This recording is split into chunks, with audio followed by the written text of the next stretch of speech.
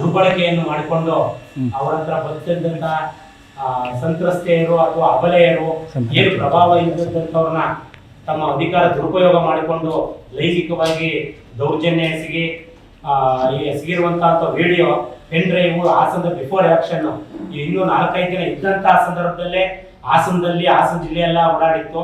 ಅದು ದೊಡ್ಡ ಸುದ್ದಿಯಾಗಿ ನೆಕ್ಸ್ಟ್ ನಂತರದಲ್ಲಿ ರಾಜ್ಯ ಮಟ್ಟದಲ್ಲಿ, ರಾಷ್ಟ್ರ ಮಟ್ಟದಲ್ಲಿ, ಅಂತಾರಾಷ್ಟ್ರೀಯ ಮಟ್ಟದಲ್ಲಿ ದೊಡ್ಡ ಸುದ್ದಿಯಾಗಿ ಇವತ್ತು ಪ್ರಜ್ವಲ್ ರೇವಣ್ಣವರು ಹಾಸನದನ್ನೇ ಬಿಟ್ಟು ಹೊರದೇಶದಲ್ಲಿದ್ದಾರೆ ಅಂತ ಎಲ್ಲ ತಮ್ಮ ಎಲ್ಲ ನ್ಯೂಸ್ ಚಾನೆಲ್ಗಳಲ್ಲೂ ನೋಡ್ತಿದ್ದೀರಾ.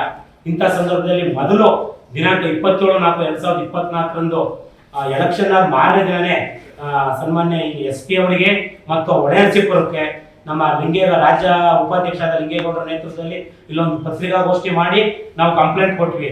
ಆದ್ರೆ ಅವತ್ತು ಪೊಲೀಸ್ನವರಲ್ಲಿ ಒಡೆಯರ್ಸಿಪುರದಲ್ಲಿ ವ್ಯವಸ್ಥೆ ಹೇಗಿತ್ತು ಅಂತ ಅಂದ್ರೆ ಒಂದು ಕಂಪ್ಲೇಂಟ್ ಕಾಣಕ್ಕೆ ಇದು ಮಾಡ್ತಿದ್ರು. ನಾನು ಯಾಕಪ್ಪ ಡ್ಯೂಟಿ ಬಂದಿ ಅಂತ ಒಬ್ರು ಲೇಡಿ ಇದ್ರು, ಇನ್ನೊಬ್ರು ASI ಬಂದ್ರು, ಕೊನೆ DYSP ಅವರು ಬಂದರು, ಹಂಗೆ ಜೀಪ್ ತಗೊಂಡು ಹೋದ್ರು. ಅಂದ್ರೆ ಒಂದು ಕಂಪ್ಲೇಂಟ್ ತಗೊಳೋದಕ್ಕೆ ಇನ್ನು ಯಾರು ಇದು ಸುದ್ದಿ ಆಗಿರಲ್ಲ ಅಂತ ಸನ್ನಿವೇಶದಲ್ಲಿ ಕಂಪ್ಲೇಂಟ್ ಕಾಣಕ್ಕೆ ಇದು ಮಾಡಿದ್ರು.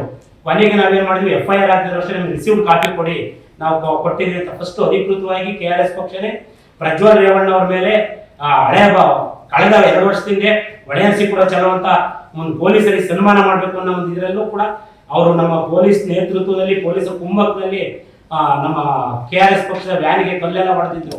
ಆ ಘಟನೆ ಆದ ನಂತರ ಈಗ ನಾವು ಮತ್ತೆ ಎದುರದಂಗೆ ಯಾರು ಈ ಕಾಂಗ್ರೆಸ್ ನಡವಳಿ ಬೇರೆ ಬಿಜೆಪಿಯನ್ನೇನೋ ಇವತ್ತು ಸಮ್ಮಿಶ್ರ ಸರ್ಕಾರ ಅವರು ಅಲಯನ್ಸ್ ಇತ್ತು ಅಂತವರಲ್ಲಿ ಬರದೇ ಇದ್ದಂತ ಪಕ್ಷದಲ್ಲಿ KRS ಪಕ್ಷನೇ ಹೋಗಿ ಕಂಪ್ಲೇಂಟ್ ಕೊಟ್ಟಿತ್ತು.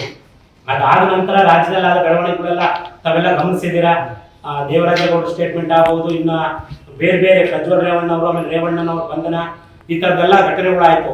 ಅದಕ್ಕೆ ಮೊದಲು ಧ್ವನಿ ಎತ್ತಿದ್ದು ನಮ್ಮ KRS ಪಕ್ಷ. ಅದೇ ರೀತಿ ನಾವು ಅಬಲೆಯರನ್ನು ಗೌರವಿಸೋಣ, ಅತ್ಯಾಚಾರಗಳಿಗೆ ತಕ್ಕ ಶಿಕ್ಷೆ ಮಾಡೋಣ ಅನ್ನೋ ಒಂದು ಘೋಷವಾಕ್ಯದಲ್ಲಿ ದಿನಾಂಕ ಬರುತ್ತಾ ಸೋಮವಾರ 13ನೇ ತಾರೀಕು ಹೇಮಾವತಿ ಪ್ರತಿಮೆಯಿಂದ ನಾವು DC ಅವರಿಗೆ ಒಂದು ಬೃಹತ್ ಆಸನ ಚಲುವಂತ ಇಡೀ ರಾಜ್ಯಾದ್ಯಂತ ಸಾವಿರಾರು ಜನ ನಮ್ಮ KRS ಪಕ್ಷದ ಸೈನಿಕರು ಬಂದು ಅವತ್ತು ನಾವು ಒಂದು ದೊಡ್ಡ ರ್ಯಾಲಿ ಮಾಡ್ತಾ ಇದೀವಿ, ಆಸನ ಚಲುವಂತ ಒಂದು ಕಾರ್ಯಕ್ರಮ ಇಟ್ಕೊಂಡಿದೀವಿ. ಆ ಉದ್ದೇಶಕ್ಕೋಸ್ಕರನೇ ನಾವು ಈ ಪತ್ರಿಕಾಗೋಷ್ಠಿ ಕರೆದಿದ್ದು.